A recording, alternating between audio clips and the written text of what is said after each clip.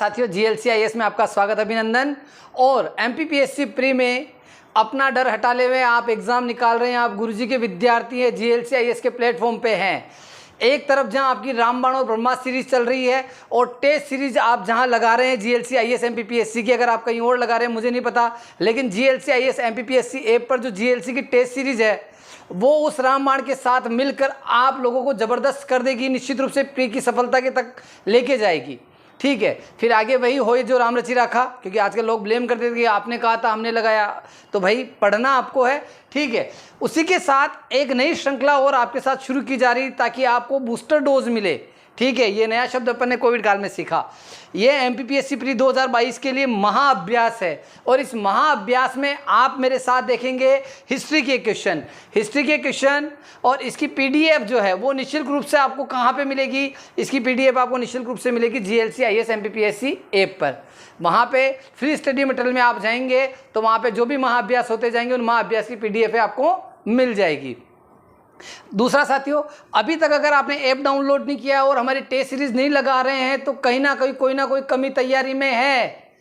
और अभी भी 15 दिन शार्प अपने पास हैं और 15 दिन में, अगले 7-8-10 दिन में आप टेस्ट सीरीज को कंप्लीट कर लोगे। रामबाण ब्रह्मास्त्र सीरीज नहीं देखी बेटा तो उसकी प्लेलिस्ट भी है, सारे काम शुरू कर दो। बिल्कुल शुरू करते हैं। तो पहला क्वेश्चन आप लोगों के सामने जी साथियों, पहला प्रश्न आप लोगों के सामने है, जब भारत को स्वतंत्रता प्राप्त हुई थी तो यूनाइटेड किंगडम, ये थोड़ा सा मिसप्रिंट है, कोई बात नहीं है, यूके में, ब्रिटेन में किस पार्टी की सरकार थी? ऑप्शन है आपके पास labour party, liberal party, conservative party और सोशलिस्ट पार्टी।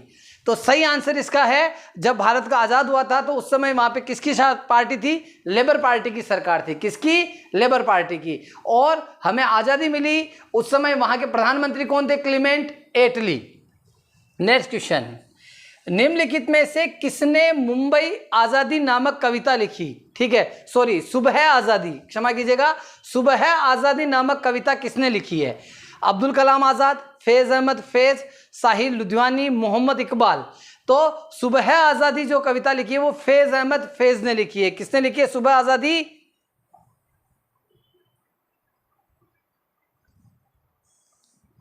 फैज अहमद फैज। सुबह आजादी फैज अहमद फैज, ध्यान रखिएगा। अगला क्वेश्चन,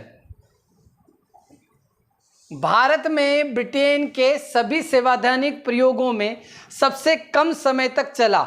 मतलब क्वेश्चन ये है, संविधान से संबंधित है कि जितने भी ये एक्ट आए सबसे कम समय तक कौन सा कानून बना रहा, ये सिलेबस में है। पहला क्वेश्चन है, पहला ऑप्शन है 1861 का इंडियन काउंसिल एक्ट, 1892 का इंडियन काउंसिल एक्ट, 1909 का इंडियन काउंसिल एक्ट, 1919 का गवर्नमेंट ऑफ इंडिया एक्ट। ठीक है, कौन सा एक्ट?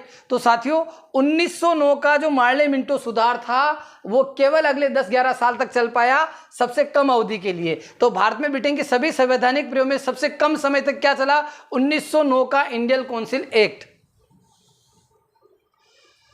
उस समय जब नेपोलियन की शक्ति के सामने यूरोप में साम्राज्य धराशायी हो रहे थे, किस एक गवर्नर ने भारत में ब्रिटिश पताका फहराई? बहुत जबरदस्त क्वेश्चन है, जल्दी से चारों ऑप्शन पढ़ लो।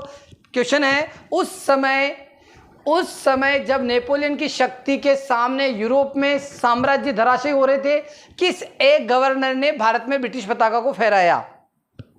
तो देखो, नेपोलियन का कालक्रम जो है वो आप ध्यान में रखिएगा। नेपोलियन के कालक्रम से इनमें से अगर अपन समय देखें तो थोड़ा सा कंफ्यूजिंग करने वाला है, लेकिन जब वो यूरोप में आगे बढ़ रहा था तो वो भारत में लॉर्ड हेस्टिंग्स था। कौन था? लॉर्ड हेस्टिंग्स, ध्यान में रखिएगा आप। ऑप्शन आपका ए, लॉर्ड हेस्टिंग्स। निम्नलिखित में से किस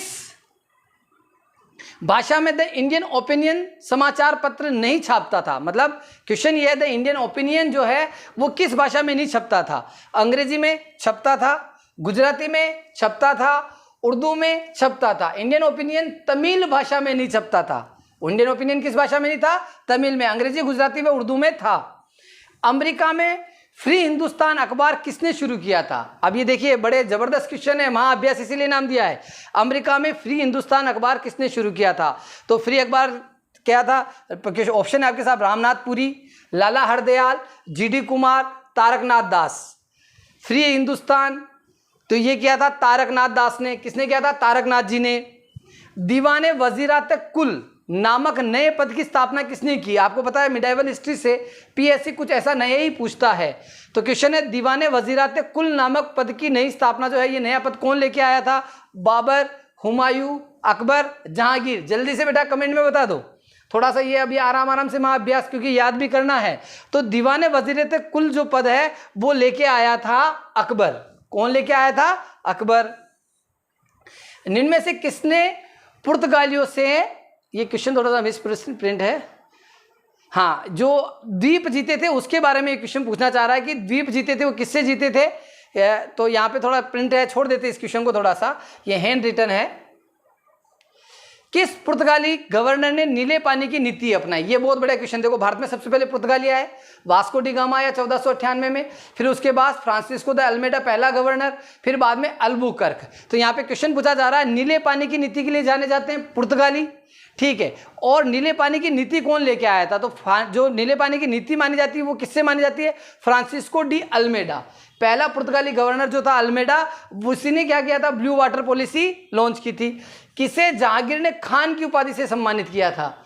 मतलब जहांगीर के पीछे पीछे भाई आया, ठीक है, और खान साहेब की उपाधि से उसे, या अंग्रेज खान के नाम से पुकारते थे, तो कैप्टन हॉकिंस को।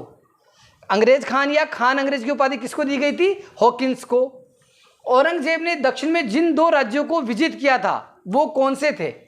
औरंगजेब ने, देखो, औरंगजेब अपनी दक्कन की नीति के लिए जाना जाता है। अपने शासनकाल का सबसे लंबा समय उसने दक्कन या दक्षिण भारत में अपनाया। 2 राज्य ऐसे थे जो उसने मजबूती से जीत लिए थे। वो 2 मजबूत राज्य कौन कौन से थे? वो 2 मजबूत राज्य, ऑप्शन है आपके पास, बीजापुर व गोलकुंडा, अहमदनगर व बीजापुर, बिदर व बीजापुर, गोलकुंडा एवं अहमदनगर। तो 2 राज्य उसने जीते थे बेटा, बीजापुर एवं गोलकुंडा। मध्यकालीन सूफियों में सबसे धनी सूफी कौन थे? मतलब सबसे ज्यादा पैसे या संपत्ति में सबसे आगे कौन से सूफी संत थे? ठीक है, हालांकि ऐसा क्वेश्चन नहीं होना चाहिए, लेकिन वो अमीर की तरह दिखते थे, मतलब उनका जो उस समय था रुतबा वो उस प्रकार से था। तो शेख बहाउद्दीन जकारिया जो है वो सबसे ज्यादा धनी सूफी संत थे। निम्नलिखित में से किसने गौरांग प्रभु भी कहा जाता है? इनमें से किसे गौरांग प्रभु भी कहा जाता है?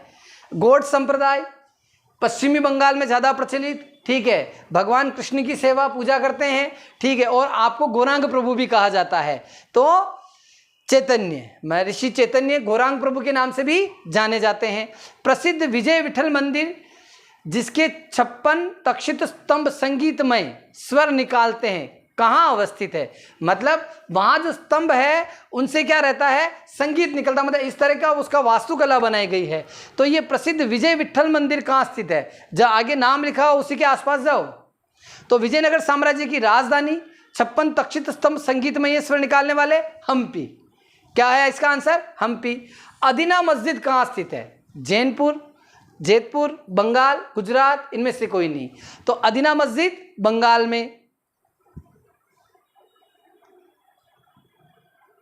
अगला क्वेश्चन, विजयनगर के किस शासक की उपाधि गजबेटकर थी? विजयनगर के इनमें से किस शासक की उपाधि गजबेटकर थी? देवराय प्रथम, देवराय द्वितीय, कृष्णदेवराय, इनमें से कोई नहीं।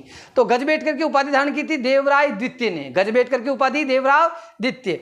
किसने एक तरफ संस्कृत मुद्रा लेख के साथ चांदी के सिक्के छपाए थे? इनमें से कौन एक था जिसने एक तरफ संस्कृत के मुद्रा लेख और दूसरी तरफ चांदी के सिक्के? मोहम्मद गोरी, महमूद गजनवी, अकबर, शेरशाह। तो जो महमूद गजनवी था उसने संस्कृत मुद्रा लेख के साथ चांदी के सिक्के चलाए थे, और महमद गोरी ने मां लक्ष्मी के छाप वाले सिक्के चलाए थे। दोनों चीजें अलग अलग ध्यान रखिएगा। एक अस्पा, द्वि अस्पा, ठीक है, एक घोड़ा सैनिक, 2 अस्पा, 2 घोड़वाल सैनिक, ठीक है। प्रथा का प्रारंभ किसने किया था? 2 अस्पा, 1 अस्पा जो है, इस प्रथा का आरंभ किसने किया था? ये मनसबदारी प्रथा से संबंधित है। किससे संबंधित है? मनसबदारी प्रथा से। और इसको शुरुआत किया था जहांगीर ने। किसने किया था? 2 अस्पा, द्वि अस्पा, 1 अस्पा, जहांगीर ने। मनसबदारी प्रथा प्रारंभ की थी अकबर ने, ठीक है। और मनसबदारी प्रथा क्या होती? ओहदा, ये एक मंगोलियन शब्द है। और मनसबदारी प्रथा एडोप्टी कहाँ से की गई है? मंगोलों से, मंगोलिया से, ठीक है। अकबर इसको लेके आया, जो अमीर है उनको दी जाती थी, अपनी सेनाओं को नियोजित करने के लिए इसका प्रयोग किया जाता था। पीएससी ने पूछा ऐसे क्वेश्चन, 11वीं सदी के भारत का दर्पण किसे कहा जाता है? मतलब 11वीं सदी का दर्पण, दर्पण क्या चेहरा दिखाता है? तो 11वीं सदी का इतिहास दिखाने वाली किताब कौन सी है? 11वीं सदी किसके लिए जानी जाती है? महमूद गजनवी के आक्रमण, उसके समय उसके साथ कौन आया था? अलबरूनी। ठीक है, उसी समय की बात है। तो इनमें से कौन सी किताब है? रहला, ये कहाँ है? इब्न बतूता ने लिखी है।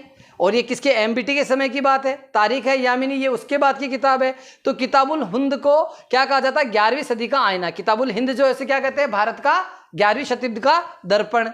किसने अपने आप को खलीफा घोषित किया था? मतलब ऐसा शासक कौन था जिसने खुद को ही खलीफा घोषित कर दिया? तो वो था अलाउद्दीन खिलजी का बेटा मुबारक शाह खिलजी। और मुबारक शाह खिलजी को क्या था? वो निवस्त्रों के भी दरबार में आ जाता था। रुद्रमा देवी किस राजवंश की महिला शासिका थी? रुद्रमा देवी साउथ इंडिया की हिस्ट्री में बहुत फेमस है।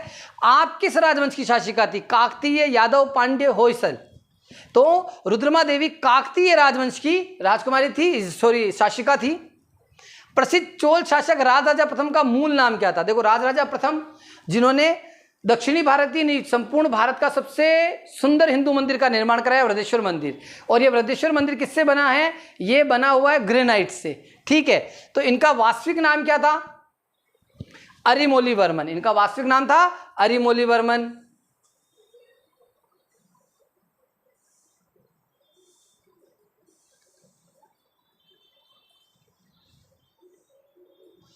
गुर्जर प्रतिहारों के उज्जैनी शाखा के संस्थापक किससे माना जाता है? तो गुर्जर प्रतिहारों जो वंश है, इसका सबसे मुख्य स्वरूप जो नजर आता है वो नजर आता है नागभट्ट प्रथम के समय।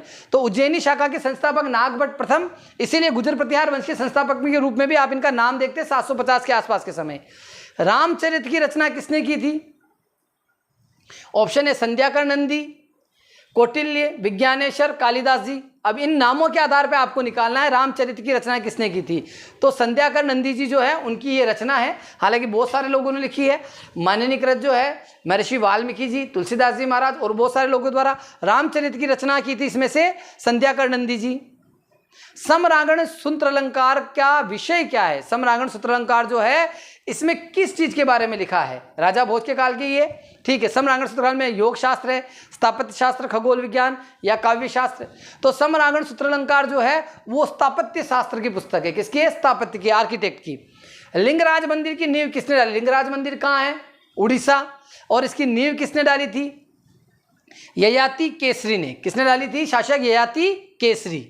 निम्नलिखित में से किसने चाल्कोलिथिक एज कहा जाता है? मतलब इनमें से किसको चाल्कोलिथिक एज कहते हैं?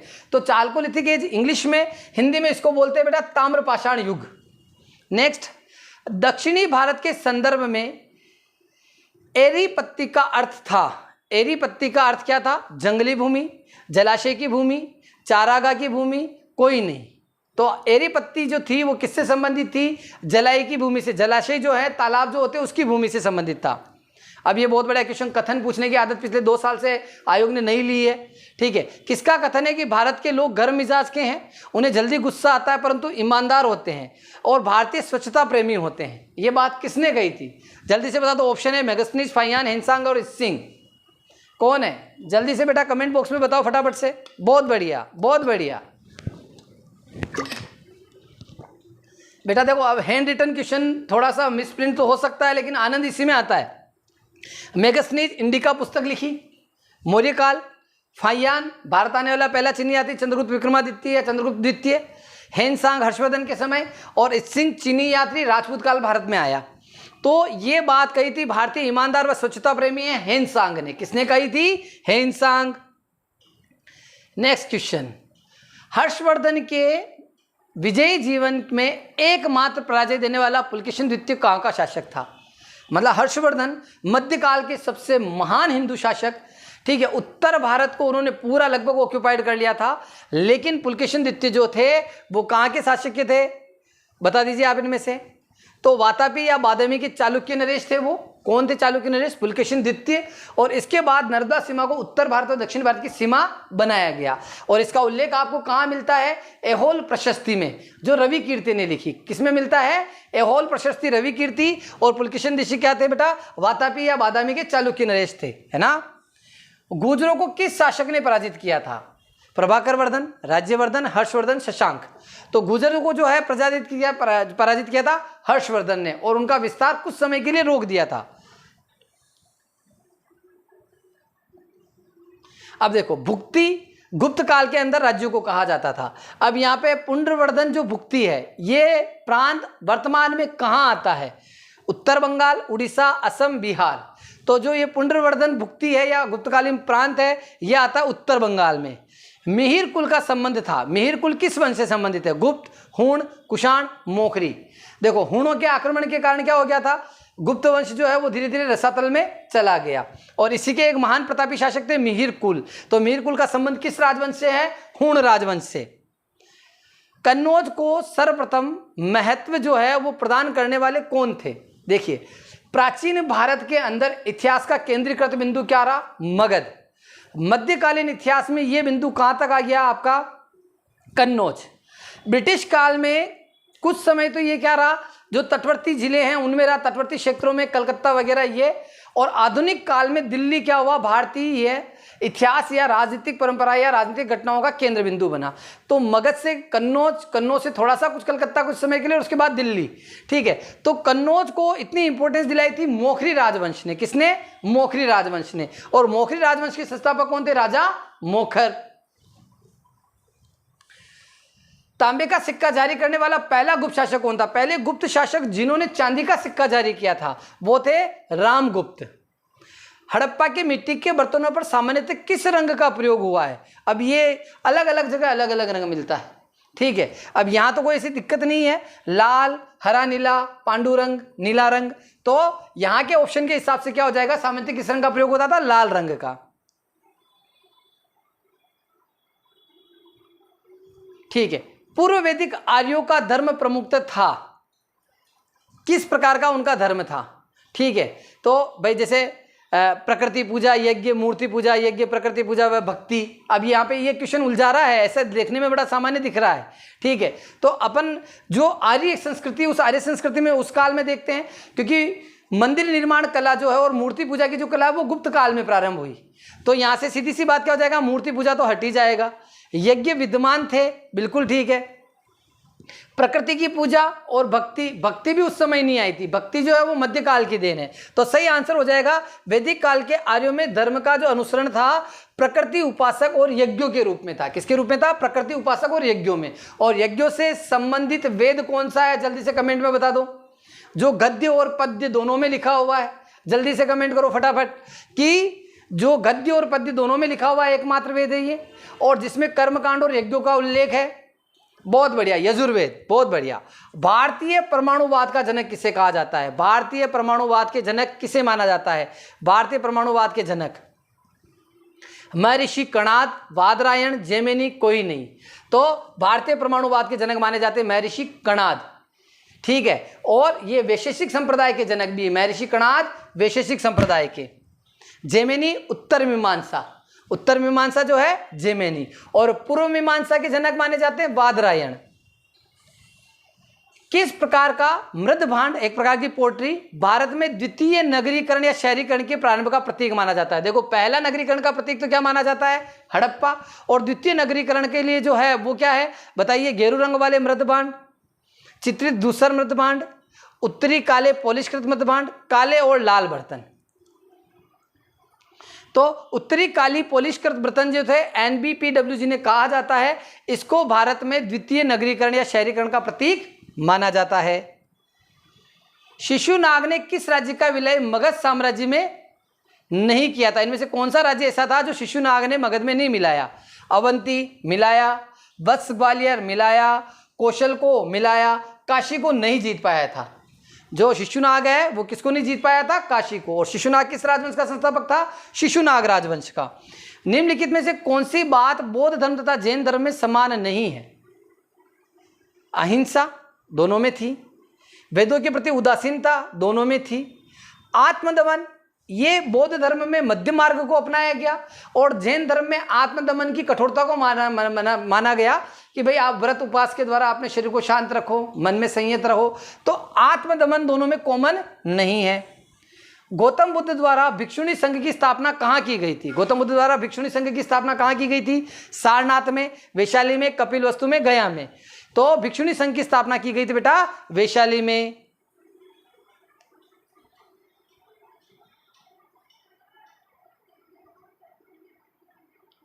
अब क्वेश्चन है, भारत के किस स्थल की खुदाई से लौह धातु के प्रचलन के प्राचीनतम प्रमाण मिलते हैं?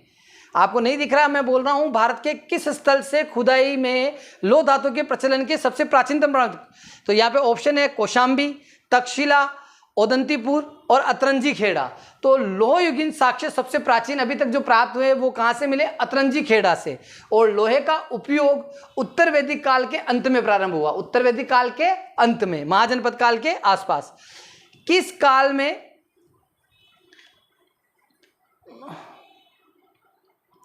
बहुत बात छोड़ दो इसको। अश्वमेध यज्ञ का संबंध किससे था? सिंहासनारोहण से, मनोरंजन के लिए, राजनीतिक शक्ति के लिए? कोई नहीं। तो अश्वमेध यज्ञ में देखते हैं भगवान राम राज्य विस्तार के लिए कि जहां तक अश्व जाएंगे वहां तक उनका राज्य होगा, भ्रमण करेंगे। तो ये क्या है? राजनीतिक शक्ति का प्रदर्शन था, जो आगे चल के अपन पुष्यमित्र शुंग वगैरह इनको भी देखते कि इन्होंने भी करवाए थे। अर्थव का अर्थ क्या होता है? अर्थव शब्द का शाब्दिक अर्थ क्या है? अर्थव का शाब्दिक अर्थ क्या है? यज्ञ, स्तुति, ठीक है, जादू, दर्शन। तो अर्थव का अर्थ होता है पवित्र जादू। अर्थव जो अपन देखते हैं अर्थववेद, तो उस शब्द का अर्थ क्या हो गया है? पवित्र जादू। निम्नलिखित पुराणों में शैव संप्रदाय की संख्या 4 बताई गई है, ठीक है। तो किस पुराण में शैव संप्रदाय की संख्या 4 बताई गई है? वायु पुराण, वामन पुराण, विष्णु पुराण, मत्स्य पुराण। देखो सबसे प्राचीन पुराण मत्स्य पुराण, इसके लेखक माने जाते हैं मगर सागर जी महाराज, ठीक है। और शैव संप्रदाय की संख्या 4 बताई गई है वामन पुराण में। किसमें बताई गई है? वामन पुराण। मार्को पोलो जो है वो किस देश की यात्रा पर भारत आया था? मतलब इनमें से किस देश की भारत यात्रा पर वो आया था मार्को पोलो? तो 13वीं शताब्दी में उसने यात्रा करी थी पांड्य देश की। किसकी? पांड्य देश की। पंचायतन शैली के अंतर्गत कौन सा मंदिर नहीं आता है? इनमें से कौन सा ऐसा मंदिर है जो पंचायतन शैली में नहीं आता है?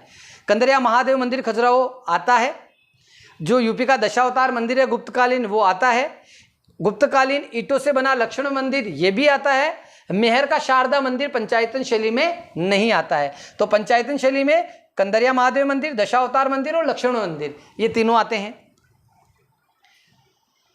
मगध के राजा अजातशत्रु का सदैव किस गणराज्य के साथ युद्ध होता रहा? मगध जो अजातशत्रु थे, जो हर्यक वंश के राजा थे, ठीक है, किस गणराज्य के साथ उनका हमेशा जो है वो संघर्ष चलता ही रहा? तो इनका संघर्ष चलता रहा वज्जी संघ के साथ, वैशाली वज्जी संघ के साथ इनका लगातार संघर्ष बना रहा। विश्व का पहला गणराज्य कौन सा था? वैशाली। ये किसके द्वारा स्थापित किया गया था? तो लेछा जो आपका वैशाली गणराज्य है इसकी स्थापना करी थी लिच्छवियों ने। वैशाली गणराज्य के संस्थापक लिच्छवी माने जाते हैं। बौद्ध एवं जैन धर्म दोनों के उपदेश किसके शासनकाल में दिए गए? मतलब ऐसे कॉमन राजा का आपको नाम बताना है जब बुद्ध के भी उपदेश हुए और जैन धर्म के भी उपदेश हुए। अकबर, अशोक, बिंदुसार, बिंबिसार। तो बिंबिसार जो है वो ऐसे शासक थे उसके समय जो बौद्ध धर्म और जैन धर्म है दोनों के उपदेश है वो हुए थे। और बिंबिसार जो है क्या है? हर्यक वंश के संस्थापक भी माने जाते हैं। जैन धर्म के दूसरे तीर्थंकर कौन थे? संभवनाथ जी, शांतिनाथ जी, अजितनाथ जी व अष्टिनेमी। तो जैन धर्म के दूसरे तीर्थंकर देखो, पहले तो अपने को ध्यान है ऋषभदेव जी, दूसरे याद रखना बहुत ज़्यादा जरूरी है क्योंकि एग्जाम में अब मोड बदल सकता है। तो अजितनाथ जी। वासुदेव कृष्ण की पूजा का प्रथम उल्लेख भगवान, देखो वो तो नारायण अवतार है, उनकी पूजा तो युगों युगों से हो रही है, लेकिन आधुनिक मानव जीवन में अपन जो देखते हैं तो सातवाहनों के काल से अपने को ऐसी जानकारी मिलती है कि कृष्ण पूजा प्रारंभ हो गई थी। रूमटेक मठ किस राज्य में स्थित है? रूमटेक मठ जो है वो सिक्किम में स्थित है। पशुपतिनाथ मंदिर को किस वर्ष यूनेस्को विश्व सांस्कृतिक विरासत स्थल के रूप में सूचीबद्ध किया गया था? तो इसको 1979 में। अब ये पशुपतिनाथ मंदिर कौन सा है? ये नेपाल वाला है। ये पशुपतिनाथ मंदिर कौन सा है बेटा? नेपाल वाले की बात हो रही है। अगला क्वेश्चन, नागार्जुन गुफा किसने आजीविकों को प्रदान की थी? जो नागार्जुन गुफा है, देखो आजीवों के लिए जो गुफाएं हैं, आजीवक संप्रदाय का संस्थापक जो अनुपालन करता था वो कौन था? बिंदुसार, मौर्य वंश का शासक। उसने आजीवकों के लिए क्या बनाई? गुफाएं बनाई। उसमें चौथी नागार्जुन गुफा जो है वो किसने बनाई थी? अशोक पुत्र दशरथ ने। किसने बनाई थी? अशोक पुत्र दशरथ। अशोक ने अपने सभी अभिलेखों में एक रूपता से किस प्राकृत भाषा का प्रयोग किया है? ठीक है। तो अशोक के उत्तर भारत में जितने भी अभिलेख मिलते हैं और सर्वाधिक उसने क्या किया, ब्रह्मी लिपि और मगधी भाषा का प्रयोग किया है। यहां पे आंसर से होगा एक रूपता से मगधी का प्रयोग किया है। किसका किया है? मगधी। मालवा, गुजरात और महाराष्ट्र तीनों पर पहली बार एक तरफा शासन किसने किया था? तो तीनों को एक साथ मिलाकर अखिल भारतीय सत्ता की स्थापना मगध के शासक चंद्रगुप्त मौर्य, अखिल भारतीय सत्ता के संस्थापक चंद्रगुप्त मौर्य अपने गुरु कौटिल्य के मतलब मार्गदर्शन में उन्होंने ही पहली बार मालवा, गुजरात और महाराष्ट्र को मिलाकर मगध डायनेस्टी के अंदर लेके आए थे। पुष्यमित्र शुंग मौर्य सम्राट बृहदत्त की राजकीय सेना में किस पद पर आसीन था? पुष्यमित्र शुंग मौर्य सम्राट बृहदत्त की राजकीय सेना में किस पद पर आसीन था? तो देखो, पुष्यमित्र शुंग जो है जिसने बृहदत्त की हत्या की और एक नया शुंग वंश स्थापित किया, वह उसका सेनापति था। और इसके बारे में मैंने घटना किसी वीडियो में बताई होगी। बृहदत्त जो है वो अपनी अय्याशी में बिथा हुआ था, ठीक है, और पुष्यमित्र शुंग उसे सेना का प्रदर्शन दिखाना चाहते थे। वो आया नहीं और बहुत लेट आया, तो सेना के सामने क्या कर दिया? पुष्यमित्र शुंग का अपमान कर दिया और सेनापति के रूप में पुष्यमित्र सिंह यह सहन नहीं कर पाया और बृहदत्त की हत्या कर दी और नया शुंग वंश आ गया। पंजाब के हिंदू शाही राजवंश को किसने स्थापित किया था? मतलब पंजाब क्षेत्र में जो हिंदू शाही राजवंश था, इसके संस्थापक कौन माने जाते हैं? इसके संस्थापक माने जाते हैं कल्लर। कौन है? कल्लर। महमूद गजनवी किस वंश का शासन था? देखो, गजनी उसकी डायनेस्टी का नाम, उसके संस्थापक, गजनी डायनेस्टी के संस्थापक अल्पतगीन, ठीक है, इसके पापा सुबुक्तुगीन, ठीक है। ये किस वंश से थे? तो ये इनका वंश था यामिनी वंश। कौन सा वंश था? महमूद गजनवी का वंश यामिनी वंश। वैदिक ग्रंथों के प्रसिद्ध भाष्यकार सायण निम्न में से किसके काल में सक्रिय थे? अब देखो, वैदिक ग्रंथों के भाष्यकार मतलब उन पे टिप लिखने वाले सायण इनमें से किस काल में थे? तो सायण का उद्भव जो है विजयनगर साम्राज्य के समय था। सायण, विजयनगर साम्राज्य। वीर पांचाल का अर्थ क्या होता है? तो जो दस्तकार वर्ग है उसको वीर पांचाल उनका उद्घोष हुआ करता था। मुगल शासक मोहम्मद शाह रंगीला किस संप्रदाय का अनुयायी था? मोहम्मद शाह रंगीला, ध्यान में रखिएगा, मुगल शासक मोहम्मद शाह रंगीला, इसको मॉडर्न हिस्ट्री में अपन देखेंगे। इनमें से सनातनी का, नक्शबंदी का, शिवनारायण संप्रदाय का, एक शरण का। ये क्वेश्चन आपके लिए छोड़ता हूं, ढूंढ के बताइएगा। परम भागवत की उपाधि धारण करने वाला प्रथम गुप्त शासक कौन था? तो परम भागवत और विश्व विजेता की उपाधि धारण करने वाले पहले शासक थे समुद्रगुप्त, जिन्हें भारत का नेपोलियन भी कहा जाता है। नरसिंह मेहता किस राज्य के प्रसिद्ध संत थे? नरसिंह मेहता, मीराबाई मायरो बहुत ज्यादा फेमस है, गुजरात, राजस्थान और मध्य प्रदेश के बॉर्डर क्षेत्रों में, जो इनका जो पूरा संक्रमित बॉर्डर क्षेत्र बनता वहां पे, और नरसिंह मेहता गुजरात से थे। सूर्य सिद्धांत किसकी रचना है? सूर्य सिद्धांत रचना है आर्यभट्ट की। अफीम आयोग 1893 के गवर्नर जनरल व वायसराय कौन थे? मतलब अफीम आयोग जो है वो कब बना? 1893। अफीम के उत्पादन में अग्रणी देश अफगानिस्तान, ठीक है, और अफीम आयोग की स्थापना 1893 में हुई। उस समय वायसराय या गवर्नर जनरल कौन थे? तो गवर्नर जनरल थे लेंस डाउन। कौन थे? Lens down. 1946 में कांग्रेस अधिवेशन की अध्यक्षता किसने की थी? 1946 में कांग्रेस अधिवेशन की अध्यक्षता किसने की थी? देखिए, लंबे समय तक चुनाव हुए नहीं कांग्रेस के, इस कारण से सबसे लंबी अवधि तक कांग्रेस के अध्यक्ष कौन बने थे स्वतंत्रता से पहले? मौलाना आजाद, ठीक है। 1946 में कांग्रेस के चुनाव हुए और उस समय कौन अध्यक्ष बने इसके? जेबी कृपलानी। और आजादी के समय भी कांग्रेस के अध्यक्ष कौन थे? जेबी कृपलानी। शारदा एक्ट कब अस्तित्व में आया? 1920, 1930, 1932, 1922। अब यहाँ जो ऑप्शन है वो है नहीं, तो देखो ये 1929 में आया और क्रियान्वित 1930 में हुआ, तो यहाँ ऑप्शनों के आधार पे 1930 ऑप्शन चयनित कर लेंगे। बाकी 1929, 30, 32, 22 होता तो थोड़ा कंफ्यूजन पैदा हो जाता। फिर अहमदिया आंदोलन कब हुआ था? तो अहमदिया आंदोलन जो है आधुनिक काल में 1890 के आसपास हुआ था। अहमदिया आंदोलन 1889-90, बड़े ऑप्शन पास के दिए। 89, 90, विजय ब्रह्मन जी बहुत पास के ऑप्शन ले लिए। आदिल शाही वंश की राजधानी क्या थी? आदिल शाही वंश की राजधानी, आदिल शाही वंश कहाँ था? बीजापुर में। देखो, दक्षिणी भारत में क्या हुआ था? राक्षस तंगड़ी का युद्ध हुआ था, जिसमें क्या हुआ था? विजयनगर साम्राज्य की हार हुई। और राक्षस तंगड़ी में क्या हुआ था? 4 मुस्लिम राज्यों ने मिलकर उनको हराया था। उसी में से एक राज्य था बीजापुर, और बीजापुर में आदिल शाही वंश की स्थापना हुई थी। आदिल शाही वंश की राजधानी बीजापुर। और एक कौन सा मुस्लिम, जो क्योंकि 5 राज्य थे दक्षिण भारत के उस समय मुस्लिम, तो कौन सा ऐसा राज्य था जो राक्षस तंगड़ी के युद्ध में शामिल नहीं हुआ था? तो राक्षस तंगड़ी के युद्ध में बरार शामिल नहीं हुआ था। शेरशाह कालीन प्रशासन में कानूनगो का काम क्या था? अब देखो, अभी भी कानूनगो जैसा पद होता है, पटवारी और नायब तहसीलदार जी के बीच में जो पद होता है उसको आरआई रेवेन्यू इंस्पेक्टर या कानूनगो कहते हैं। गिरदावल भी कहा जाता है कुछ राज्यों में, राजस्थान गुजरात वाले क्षेत्रों में। तो गिरदावल या कानूनगो का काम होता है भूमि संबंधी रिकॉर्डों को रखना। कौन सा काम होता है? भूमि संबंधी रिकॉर्डों को रखना। राजस्व वसूली का काम इनका नहीं होता है। प्रथम भारत पाक युद्ध कब हुआ बेटा? प्रथम भारत पाक, तो प्रथम भारत पाक युद्ध हुआ तो 1965 में और पूरी तरह से मात खाई। फिर 1971 में दूसरा भारत पाक युद्ध हुआ जिसमें बांग्लादेश को मुक्ति मिली, पूर्वी पाकिस्तान को मुक्ति मिली, नए देश के रूप में उसका उदय हुआ मार्च 1971। यहां पे एक बहुत बढ़िया क्वेश्चन आप लोगों को थोड़ा सा मैं देता हूं, आप कोशिश कीजिएगा। हाल ही में मरणोपरांत बाद, नहीं इससे तो हो सकता है मरणोपरांत है यानी इसके बारे में क्षमा कीजिएगा, लेकिन इन्हें पद्म भूषण पुरस्कार दिया गया। ये डॉक्टर थे, इन्होंने ORS की खोज की थी और लगभग 5 करोड़ लोगों की जान बनाई थी। 1971 में जब महामारी फैली तो इन्होंने ORS का आविष्कार किया और उसी की वजह से बहुत सारे लोगों की जान बच पाई। और इसके फैलने का कारण भी ये युद्ध ही था, द्वितीय भारत पाक युद्ध जो हुआ था उस समय बांग्लादेश में ऐसी महामारी फैली थी और उन्हें हाल ही में 2023 में क्या हुआ, पद्म विभूषण दिया गया। तो आप नाम ढूंढ के बताइएगा मेरे को। भारत में सर्वप्रथम प्रेस की स्थापना, तो भारत में देखो प्रेस की स्थापना ऐसा है, भारत में प्रेस से इंट्रोड्यूस, प्रेस मतलब प्रिंटिंग प्रेस से इंट्रोड्यूस कराया था पुर्तगालियों ने। कब? 1550 में। पुर्तगाली हमारे लिए यहाँ क्या क्या लेके आए?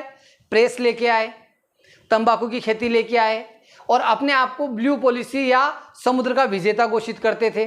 ठीक है, अब प्रेस जो है वो मशीन आ गई थी 1550 में। कब? 1550 में छपाई होना शुरू हो गई। आधुनिक रूप में अगर भारत में प्रेस अगर वो बोले न्यूज़पेपर वाली तो जेम्स हिक्की, अगर न्यूज प्रिंट के रूप में बात करें तो जेम्स हिक्की, है ना। सत्यमेव जयते का नारा किसने दिया था? देखो, सत्यमेव जयते लिया गया है, ठीक है, हमारा राष्ट्रीय आदर्श वाक्य है, लेकिन एक नारे के रूप में इसको लेके आए थे पंडित मदन मोहन मालवीय जी। कौन लेके आए थे? पंडित मदन मोहन मालवीय जी।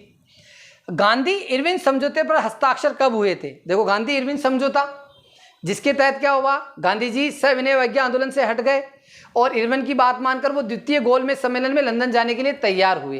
ठीक है, तो गांधी इरविन समझौता हुआ था 1931 में, 1931, और द्वितीय सम्मेलन में वो पधारे थे। तीनों गोलमेज सम्मेलन 1930, 31, 32 भाग लेने वाली व्यक्ति तो बाबा साहेब और तेज बहादुर स्प्रू, ये दोनों ऐसे थे जिन्होंने तीनों सम्मेलन में भाग लिया था और गांधी जी ने केवल सेकंड वाले में। किसने अपनी आत्मकथा माइंड मारंतर का विमोचन किया?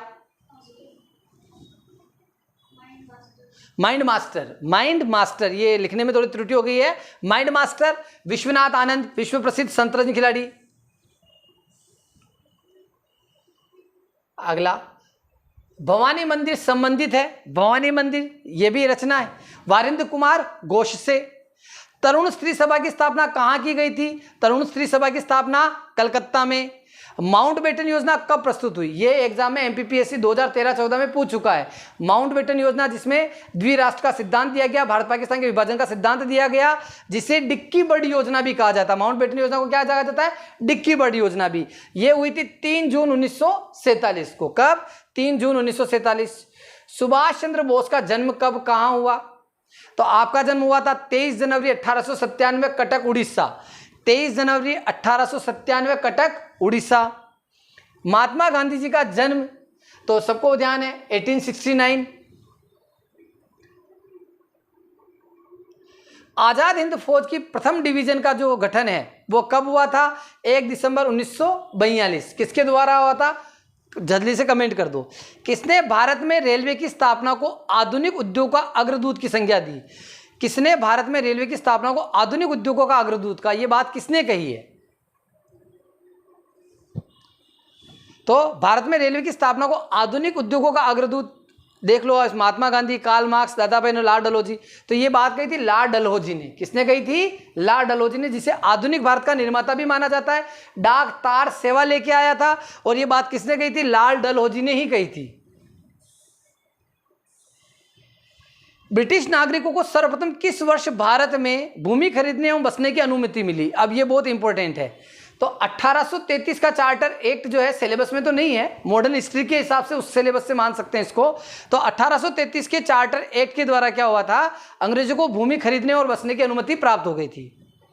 The economic history of India के लेखक, द इकोनॉमिक हिस्ट्री, देखो अभी इकोनॉमिक्स के लिए यूपीएससी में किसकी किताब अपन ज़्यादा रेफर करते हैं, रमेश सिंह जी, है ना। तो the economic history of India, Ramesh Chandra Dutt.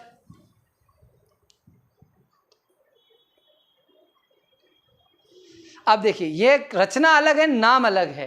तो ये मैं आपको बता दूं, राजा राम मोहन राय जिन्हें भारत के पुनर्जागरण का जनक कहा जाता है, और महिला पुनर्जागरण के संदर्भ में नाम आता है मैडम भीकाजी कामा का।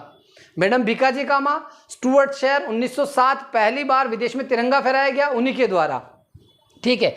राजा राम मोहन राय जो 7 भाषाओं के जानकार थे। संवाद कौमुदी भी आपने ही प्रकाशित किया था। तो तुहाफात उल मोहम्मदीन के रचनाकार कौन है, तो इसके रचनाकार है राजा राम मोहन राय, भारतीय पुनर्जागरण के जनक, ब्रह्म समाज के संस्थापक। भारतीय स्वतंत्रता आंदोलन का सरकारी इतिहासकार किसे कहा जाता है, भारतीय स्वतंत्रता आंदोलन का सरकारी इतिहासकार, तो एस.एन. सेन को किसे कहा जाता है, एस.एन. सेन। 1857 की क्रांति के बारे में किसने कहा था यह भारत का प्रथम स्वतंत्रता संग्राम है, तो इसे भारत का प्रथम स्वतंत्रता संग्राम किसने कहा था, ऑप्शन है आपके साथ, वी.डी. सावरकर, ठीक है, फिर क्या है, डिज़राइली, फिर उसके बाद ऑप्शन क्या है आप लोगों के पास, B R. Holmes, sir John Lawrence. तो किसने कहा था, जल्दी से कमेंट में बता दो, ये भारत का प्रथम स्वतंत्रता संग्राम है, ये बात किसने कही थी, ये बात कही थी बेटा वी.डी. सावरकर। अभी 500-700 क्वेश्चन कर लोगे हिस्ट्री के, थोड़ी देर और रुक जाओ। निम्नलिखित में किसने भवानी मंदिर नामक पुस्तक लिखी, तो भवानी मंदिर अभी ऊपर आ गया था, 1905 में महान क्रांतिकारी वारिंद्र घोष की रचना है, वारिंद्र कुमार घोष, भवानी मंदिर।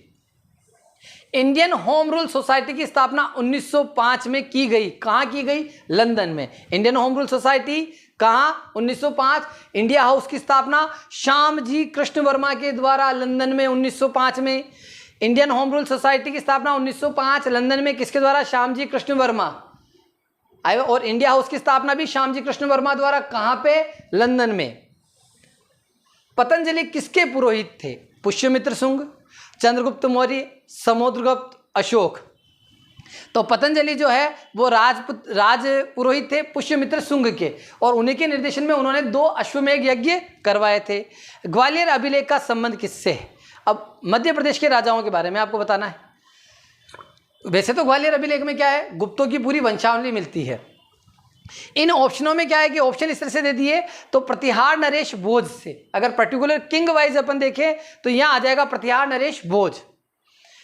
पंचायतन शैली किससे संबंधित है, तो देखो पंचायतन शैली किससे संबंधित है, मंदिरों की शैली है। मंदिरों की 2 शैलियां मुख्य रूप से है, उत्तर भारत में नागर शैली, दक्षिणी भारत में द्राविड़ शैली। दोनों का मिश्रित भाग जो बनता है वो होता है बेसर शैली, जो महाराष्ट्र और दक्षिणी मध्य प्रदेश के दक्षिण में प्रचलित है, ठीक है। पंचायती शैली मंदिर की शैली है। ज्ञानी मानव या होमो सेपियंस का प्रवेश इस धरती पर आज से लगभग कितने वर्ष पहले हुआ, तो लगभग 30 से 40 हजार साल पहले। बेटा ये हमारी एमपीपीएससी की टेस्ट सीरीज है 2022-23 के लिए, और अभी तक इस टेस्ट सीरीज को लगाना शुरू नहीं किया है तो 15 दिन 20 दिन बचे हैं, अभी भी लगा लो बेटा, बहुत फायदा होगा, निश्चित रूप से आपको एग्जाम में मजा आएगा। टेस्ट सीरीज है, इसमें 50-40 FLT है, TLT है, बहुत कुछ है। 2021 में भी अपनी टेस्ट सीरीज से 70% से ज़्यादा क्वेश्चन एग्जाम में आए थे, 470 रुपये मात्र प्राइस।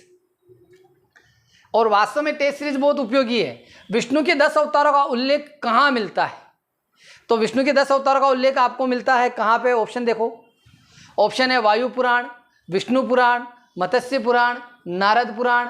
कहाँ मिलता है,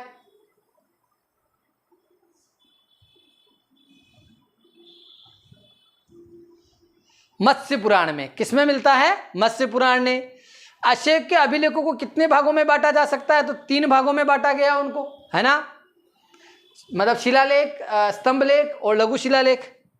रानी का अभिलेख किसे कहा जाता है, रानी का अभिलेख कहा जाता है कौशंबी अभिलेख को, है ना, जिसमें क्या है कि जहांगीर के जो उल्लेख है वो भी मिलते हैं, समुद्रगुप्त के उल्लेख भी मिलते हैं। महावीर का जन्म किस क्षत्रिय गोत्र में हुआ था, तो यहाँ पे तो वो दिख ही नहीं रहा है, जानत्रिक नहीं, ये गलत मिसप्रिंट है। ज्ञातक वंश जो है जातक वंश जो है, ज्ञातक वंश जो है उसमें है, आप देख लीजिएगा। कौन सी बौद्ध रचना गीता के समान पवित्र मानी जाती है? इनमें से गीता के समान जो स्थिति है वो बौद्ध धर्म में किसकी है? देखो, बौद्धों की रामायण किसको कहते हैं? पहला क्वेश्चन, बौद्धों की रामायण किसे कहा जाता है? जल्दी से बताओ। तो जातक कथाओं को। बुद्धों की रामायण बुद्ध चरित्र को, क्षमा कीजिएगा, बुद्ध चरित्र। जातक कथाओं में तो बुद्ध के पूर्व जन्म की कथाएं हैं, तो किसे कहा जाता है? बुद्ध चरित्र को। बौद्ध धर्म का इंसाइक्लोपीडिया त्रिपिटक को कहा जाता है। अब ये नया क्वेश्चन आपके सामने, कौन सी बौद्ध रचना गीता के समान पवित्र मानी जाती है? तो धम्मपद। गीता के कंपेयर उन्होंने किससे किया है? धम्मपद से। अशोक का समकालीन तुर्मय कहाँ का राजा था? तुर्मय जो था वो कहाँ का शासक था? तो तुर्मय उस समय कहाँ के शासक थे? मिस्र के। किस चीनी जनरल ने कनिष्क को हराया था?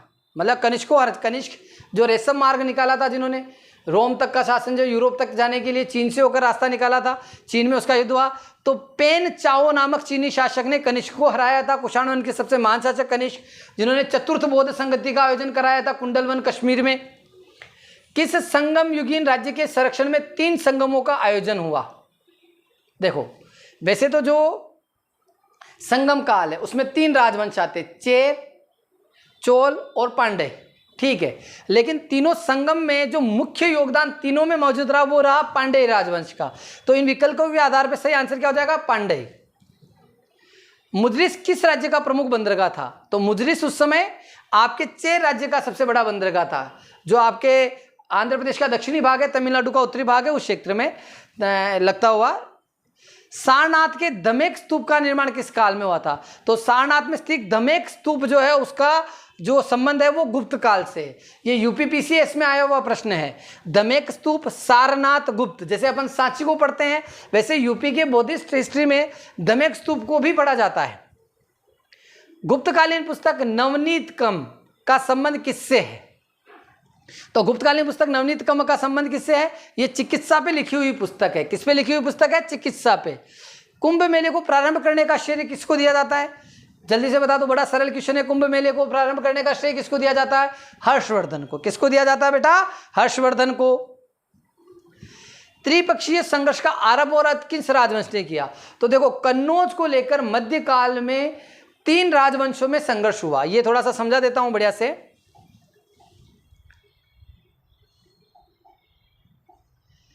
3 राज्य, ठीक है। ये इधर से बंगाल का पाल राजवंश आया, बंगाल का पाल। इधर से गुजरात, गुजरात, राजस्थान, मध्य प्रदेश, यहाँ से गुजर प्रतिहार। और एकमात्र दक्षिणी भारतीय राजवंश जो इसमें कूदा था वो कौन सा था बेटा? दंती दुर्ग ने जिस राजवंश की स्थापना की, राष्ट्रकूट, ठीक है। और कन्नौज पर अधिकार को लेकर, क्योंकि हर्षवर्धन जो है उसने गुजर प्रतिहारों को सीमित रखा था, तो प्रारंभ में उन्होंने किया। और लगभग 250 साल के त्रिकोणीय संघर्ष के बाद ये अंत में किसके हाथों में आया? गुजर प्रतिहारों के हाथों में आया।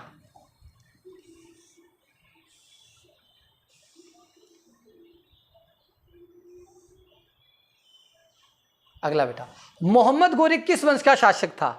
तो जैसे महमूद गजनवी यामिनी वंश का, मोहम्मद गोरी संशबी राजवंश का था। किस वंश से था? संशबी राजवंश, संशबनी, है ना।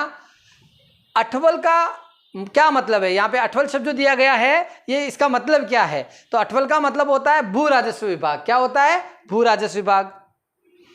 महाभारत का बांग्ला में अनुवाद बंगाल के किस सुल्तान ने कराया? अब देखिए, महाभारत का फारसी में अनुवाद अकबर के समय फैजी के द्वारा रजबनामा के नाम से। फारसी में महाभारत का अनुवाद किसके द्वारा? अकबर के समय में फैजी द्वारा, और नाम क्या रखा गया? रजबनामा। महाभारत को और क्या कहा जाता है? तो इसे जय संहिता भी कहा जाता है। क्या कहा जाता है? जय संहिता भी, ठीक है। और सहस्त्र संहिता भी कहा जाता है, ठीक है। अब महाभारत का बांग्ला में अनुवाद किसने कराया था? तो नुसरत शाह ने कराया था। किसने कराया था? नुसरत शाह।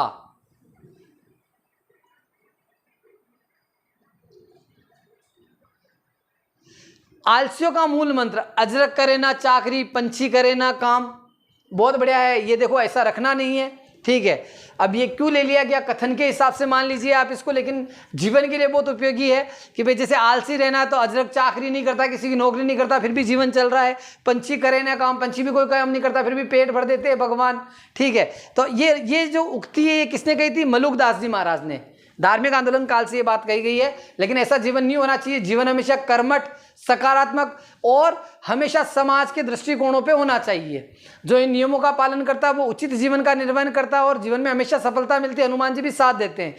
सफल होना है तो निश्चित रूप से अच्छे से रहो, है ना बेटा, और मेहनती। अनवर ए सुहेली ग्रंथ किसका अनुवाद है? तो अनवर ए सुहेली जो है वो पंचतंत्र का अनुवाद है। किसका अनुवाद है? पंचतंत्र का। फारसी अनुवाद क्या कहलाता है? अनवर ए सुहेली। MPPSC मेंस में आ चुका है ये अनवर ए सुहेली। जाप्ती प्रणाली किसकी उपज थी? जाप्ती प्रणाली जो थी वो किसकी थी? शेर शाह ने भू राजस्व से संबंधित बहुत सुधार किए थे, बहुत सारे प्रशासनिक सुधार किए थे, उसी में से एक था जाप्ती प्रणाली, शेर शाह सूरी से संबंधित। अकबर ने दीने इलाही धर्म किस वर्ष प्रारंभ किया था? देखो दीने इलाही धर्म इतना जबरदस्त पहला, कुल 18 लोगों ने स्वीकार किया, ठीक है। एकमात्र हिंदू बीरबल उर्फ महेश दास, ठीक है। आपका जन्म सीधी से, ठीक है। अकबर ने दीने इलाही किस वर्ष चलाया था? 1582। शिवाजी के साम्राज्य की राजधानी, याद रखना दीने इलाही 1582। ये मानवतावादी धर्म था जिसमें मानव कल्याण के बारे में बात कही थी, लेकिन ये फेमस नहीं हो पाया। शिवाजी के साम्राज्य की राजधानी क्या थी? पुणे, पुरंदर, राजगढ़, कारवाड़। तो शिवाजी ने अपनी पहली राजधानी बनाई थी रायगढ़। राजगढ़ नहीं है, वो गलत छप गया है, रायगढ़। क्या राजधानी बनाई थी? रायगढ़। और वहीं इस दुर्ग में इनका राज्याभिषेक भी हुआ था। किस मराठा पेशवा को मेकावली कहा जाता है? मेकावली किस मराठा पेशवा को कहा जाता है? बेटा 4 ऑप्शन है, बाजीराव प्रथम, बालाजी बाजीराव, नाना फडणवीस, सदाशिव भाऊ। तो मराठाओं का जो पेशवे हैं उनमें मेकावली कहा जाता है नाना फडणवीस को। किसे कहा जाता है? नाना फडणवीस। लंदन में ब्रिटिश ईस्ट इंडिया कंपनी के गठन के समय भारत का निम्नलिखित में से कौन बादशाह था? देखो क्वेश्चन कितना घुमा के पूछा है।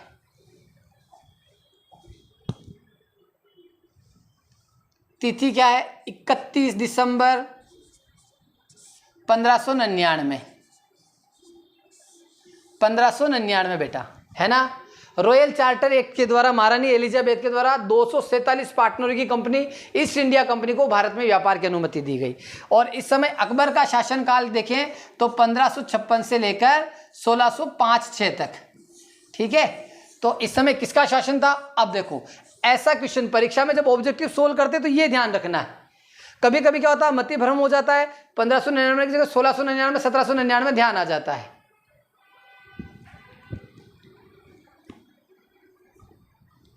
हाँ 31 दिसंबर 1600, सॉरी क्षमा करना, 1599 नहीं है, 1600 एग्जैक्ट 1600 है। 1500 मैंने गलती लिख दी थी, मैंने कुछ और समझाने के दिमाग में था 1600। और इस समय शासन किसका था? अकबर का। वापस सन करेक्शन कर लेना रे बेटा। 31 दिसंबर 1600 ईस्वी एग्जैक्ट 1600। हवा महल कहाँ अवस्थित है? हवा महल कहाँ स्थित है? तो ये हवा महल कहाँ है बेटा? सवाई प्रताप सिंह जी, सवाई ईश्वर सिंह जी महाराज, कछवाड़ राजवंश के शासक, जिनका हवा महल उसमें बहुत योगदान है, अपनी खिड़कियों के लिए जाना जाता है। लगभग 5 मंजिला है, ठीक है। आज भी वही शीशे लगे हुए हैं हरे नीले कलर के। ये जयपुर में स्थित है। हवा महल किसकी पहचान है? जयपुर। बंगाल में द्वैत शासन कब से कब तक चला? तो 1765 से 1772 तक बंगाल में द्वैत शासन रहा, जिसे हटाया किसने था? वारेन हेस्टिंग ने 1772 में। द्वैत शासन का अंत बंगाल में 1772 में हुआ। वारेन हेस्टिंग के समय। लागू कब किया? 1765 में। सैयद बंधुओं का पतन किसके समय हुआ?